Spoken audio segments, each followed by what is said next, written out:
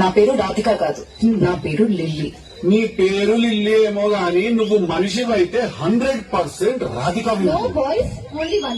ఒక రాధికా జాతికి సంబంధించిన ఆడపడుచువి నువ్వు.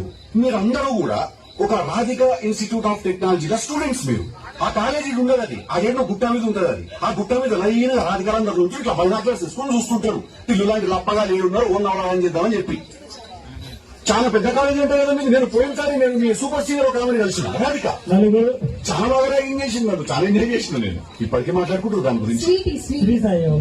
టిల్లు గారు ఉన్న రోజు రాధిక ఉంటది. ఒక లైలా మజ్ను, ఒక రోమియో జూలియట్, ఒక టిల్లు రాధిక. దాని ఇద్దరు చచ్చిపోతారు, వీళ్ళ నేను ఒక్కనే సంకనాపుతా. చెప్పు రాధిక, ఏం కావాలి నీకు?